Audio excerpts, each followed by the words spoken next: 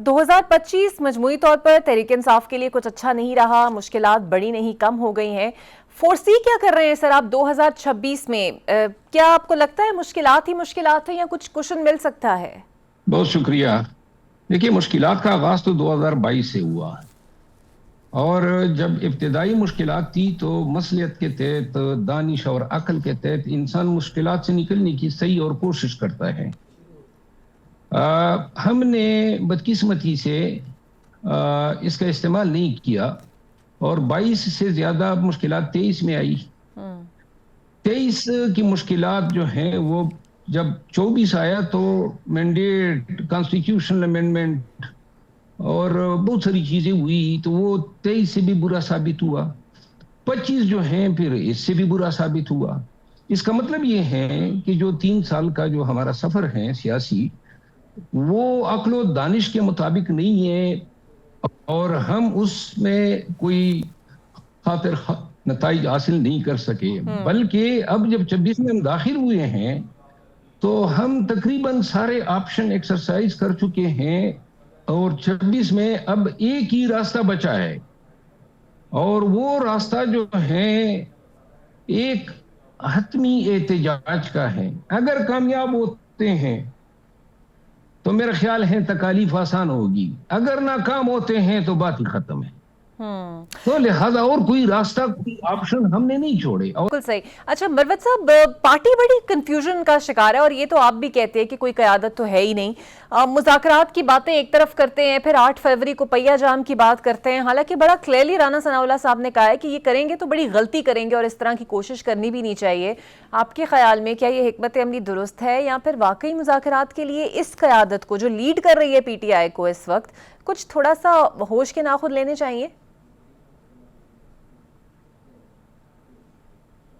دیکھیں، P T I کے ساتھ ساتھ ریاست، حکومت، سب کو ہوش کے ناخن لینے چاہیے۔ پی ٹی آئی جو ہے اس میں اکیلی ذمہ دار نہیں ہے۔ ملک میں حالات جس نیج پہ پہنچے ہیں، ہر وہ حرکت جو حالات کو مزید پریسیپیٹیٹ کر سکتی تھی، خراب کر سکتی تھی، اس کا ارتکاب کیا گیا۔ ان تمام چیزوں کو مد نظر رکھتے ہوئے ہم یہ تو دیکھ رہے ہیں کہ PTI at the receiving end ہے، خان اور اس کی بیگم اندر ہیں، ان کے رفقائے کار اندر ہیں، لیکن پاکستان بھی انتشار سے محفوظ تو نہیں ہے، اور ایک معاشی استحکام جو ہوتا ہے، جو ابھی تک ہم ڈیفالٹ کے ارد گرد پھر رہے ہیں۔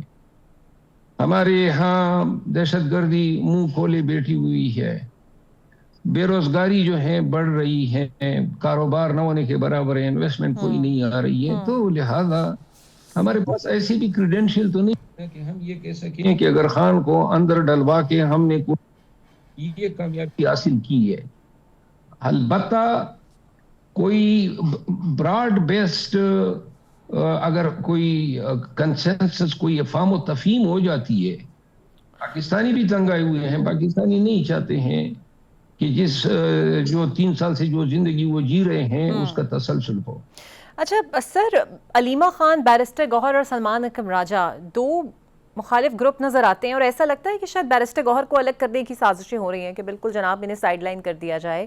ایک طرف مذاکرات کی بات وہ کرتے ہیں، دوسری طرف علیمہ خان صاحبہ کہتی ہے کہ جناب وہ دشمن ہے پارٹی کے جو اس طرح کی باتیں کر رہے ہیں۔ پھر سہیل آفریدی صاحب کے ساتھ وہ نظر بھی آتی ہیں۔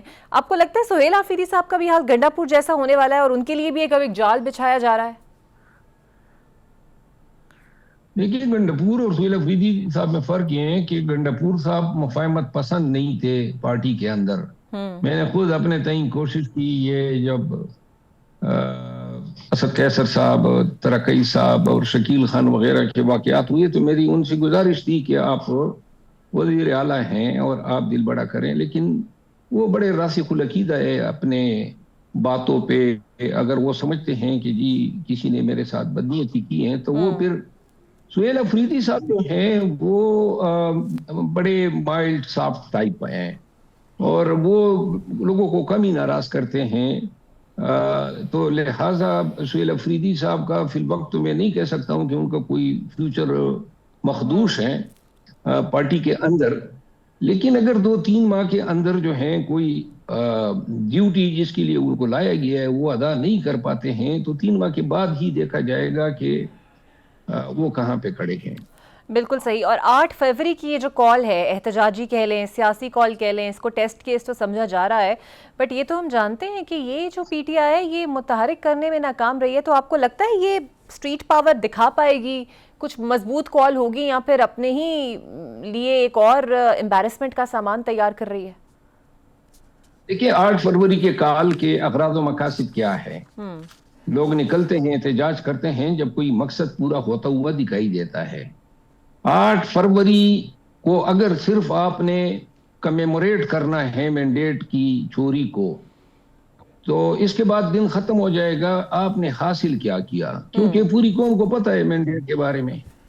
اصل بات یہ ہے کہ آپ کا لائے عمل کیا ہے، آپ کی اسٹریٹجی کیا ہے، آپ حاصل کیا کرنا چاہتے ہیں، آپ کس طریقے سے لوگوں کو نکالنا چاہتے ہیں. 8 فروری جو ہے اس کا کیا یہ ہے، کہاں پہ ہوگا، کس طرح ہوگا، کب تک ہوگا، اور اس سے پاکستان تحریک انصاف کیا حاصل کر سکتی ہے. اگر آپ یہ بتاتے ہیں کہ 8 فروری کو جلسہ احتجاج ہے بات ختم، تو اس کا مطلب ہے کہ آپ اس سے کچھ ہی حاصل نہیں کر رہے ہیں. لیکن اگر آپ یہ بتاتے ہیں کہ ہم نے ایک احتجاجی تحریک چلانی ہے جو ختم نہیں ہوگی جب تک کہ بات پورے نہیں ہوتے ہیں، پھر تو بات سمجھ میں آتی ہے کہ لوگ ایک کاز کے لیے نکلیں گے. ایک عزم ہوگا، ایک نصب العین ہوگا، ایک ٹارگٹ ہوگا. اب ابہام میں بغیر اسٹریٹجی کے، بغیر موٹیویشن کے، بغیر فیلڈ کمانڈ کنٹرول کے اور بغیر تیاری کے خان نے 8 فروری کا کہہ دیا تو پاکستان نکلے گا. یہ ماضی میں بھی ہوا اور نہیں ثابت ہوا. 5 اگست کو لوگ نہیں نکلے، 14 اگست کو نہیں نکلے. کے پی کے اندر جو جلسے ہوئے کمزور ہوئے. ان کو سوچنا چاہیے کہ یہ پے در پے زیادتیوں کے باوجود بتدریج پارٹی میں لوگوں کی شمولیت یا جلسوں میں شمولیت کم کیوں ہو رہی ہے. اس کا ادراک ہونا چاہیے. باتوں سے کب تک یہ لوگوں کو ورغلائیں گے، کب تک یہ کہیں گے کہ ہم یہ کر دیں گے وہ کر دیں گے. یہ جتنے یہ احتجاج کے لیے جو دھرنا دے کے جیل کے سامنے بیٹھ جاتے ہیں، کبھی سنیں کہ 1000 لوگ آ گئے. جب 1000 لوگ نہیں لا سکتے ہو اڈیالہ کے سامنے تو 5 لاکھ لوگ کس طرح نکالے جائیں گے. اس کے لیے پارٹی کو دیکھیں محنت کرنی ہوگی. محنت سے زیادہ اپنے اوپر یہ ایک لازم کرنا ہوگا کہ کاز ہمارا جو ہے وہ پارٹی کا مفاد ہے، کوئی ذاتیات نہیں ہے. یہاں تو آئے دن فیصلے ہو رہے ہیں. یہ جنید اکبر خان کو اٹھانا ہے، فلاں کو پریزیڈنٹ لگانا ہے، فلاں کو آئی ایل ایف کا صدر لگانا ہے، فلاں کو یہ لگانا ہے. اور جو بیرسٹر گور صاحب ہے، بیرسٹر گور صاحب کو تو یہ کب کا سائیڈ لائن کر چکے ہیں. سر تو آپ کے خیال میں رانا ثناء اللہ صاحب جب یہ کہتے ہیں کہ جو 5 بڑے ہیں ان میں رابطے ہونے چاہیے، کلیبوریشن ہونی چاہیے، اور آبویسلی ان 5 بڑوں میں ہن صاحب بھی ہیں، تو آپ اس تجویز سے اتفاق کرتے ہیں؟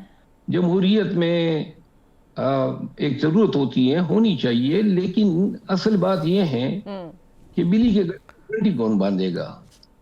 خان تو خان آتا ہے نہیں آتا ہے، اسٹیبلشمنٹ کو کون منائے گا. یعنی اس فریق کا راضی ہونا ضروری ہے آپ کی نظر میں، اور آپ کو لگتا ہے وہ راضی ہوگا نہیں ان سے رابطے کے لیے؟